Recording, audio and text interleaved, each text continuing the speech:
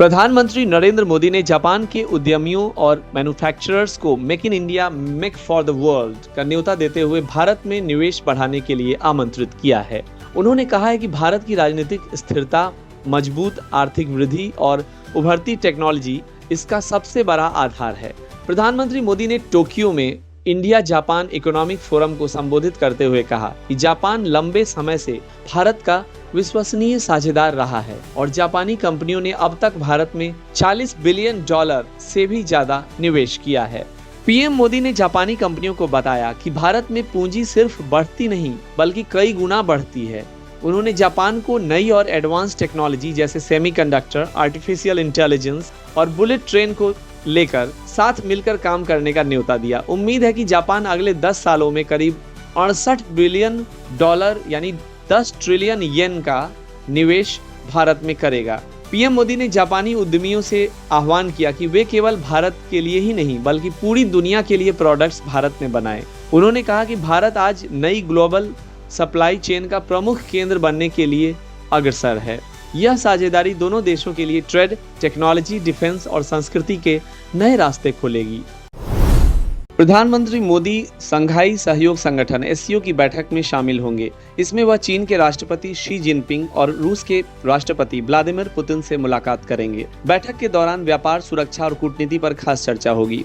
America के tariff विवाद के बाद यह बैठक रणनीतिक रूप से महत्वपूर्ण है। भारत की विदेश नीति में यह कदम अनूठा माना जा रहा है। मोदी पुतिन और मोदी शी जिनपिंग के बीच द्विपक्षीय मुद्दों पर वार्ता होगी। इससे भारत की वैश्विक स्थिति काफी मजबूत हो सकती है। भारत की प्राथमिकता आर्थिक और रक्षा क्षेत्र में नए समझौते करना है। बैठक में अन्य सदस्य देशों से भी चर्चा होगी। विशेषज्ञों के अनुसार भारत का नेतृत्व प्रतिष्ठित होगा। इस अवसर पर एशिया में शांति और सहयोग का संदेश दिया जाएगा। अरविंद केजरीवाल ने केंद्र सरकार से पूछा कि नेशनल हेराल्ड मामले में सिर्फ छोटे नेताओं की गिरफ्तारी हो रही है, लेकिन अब तक कोई बड़ा कांग्रेस का नेता पकड़ा नहीं गया। केजरीवाल ने यह बयान जनसभा को संबोधित करते हुए दिया। उन्होंने न्याय प्रक्रिया में पारदर्शिता की मांग की।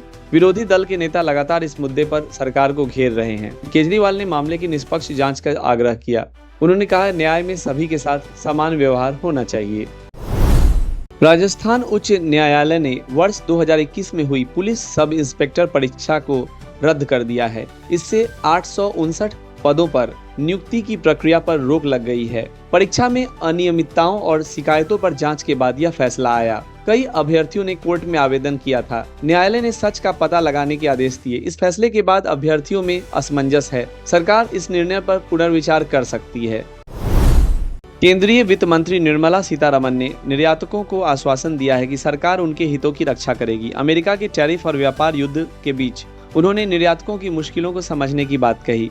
सरकार ने रोजगार की सुरक्षा के लिए कई कदम उठाए हैं। वित्त मंत्री ने कहा कि सरकार हर स्तर पर निर्यातकों के साथ खड़ी है। देश के आर्थिक हित सर्वोपरि हैं। उन्होंने प्रदेश और केंद्र के अधिकारियों को निर्देश दिए हैं। इससे व्यापार में स्थिरता आ सकती है। निर्यातकों ने राहत महसूस की है। आर्थिक विशेषज्ञ इस बयान को सकारात्मक मान रहे हैं। टैरिफ विवाद के बीच यह संदेश महत्वपूर्ण है। इससे देश के समग्र व्यापार पर असर कम होगा। सरकार ने चुनौतियों का सामना करने की रणनीति बनाई है। व्यापारियों और मजदूरों को इसमें भरोसा जगा है। सरकार लगातार संवाद कर रही है। यह बयान चैनल और अखबारों में सुर्खियों में रहा। देश में आर्थिक नीति का एक नया मॉडल बनाया जा रहा है। डोनाल्ड ट्रंप की टैरिफ धमकियों के बावजूद भारतीय अर्थव्यवस्था में पहला वित्तीय तिमाही यानी अप्रैल से जून तक 2025 में 7.8% की मजबूत जीडीपी ग्रोथ दर दर्ज की गई है।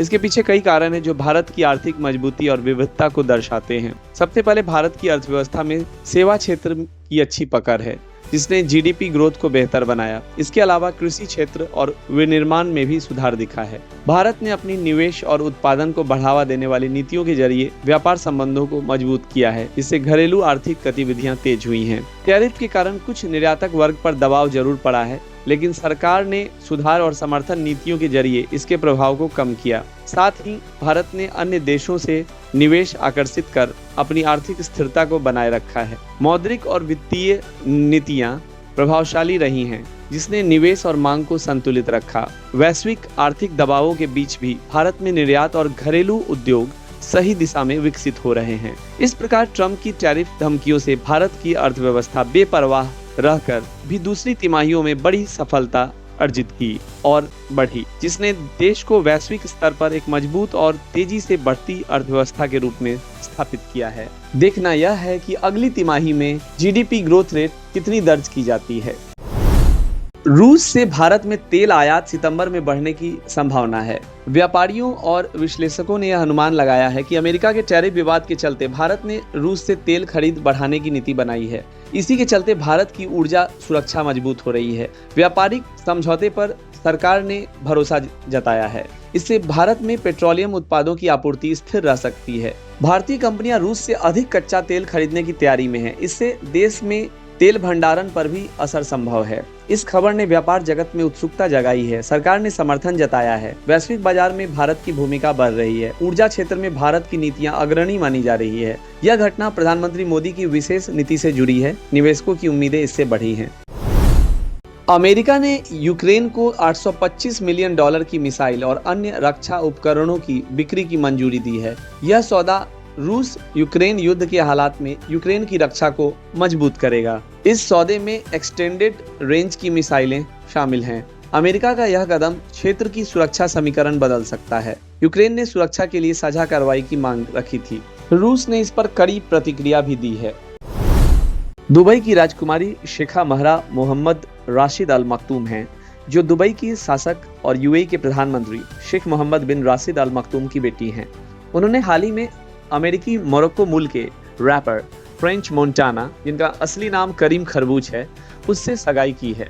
यह सगाई 2025 के जून महीने में पेरिस फैशन वीक के दौरान हुई।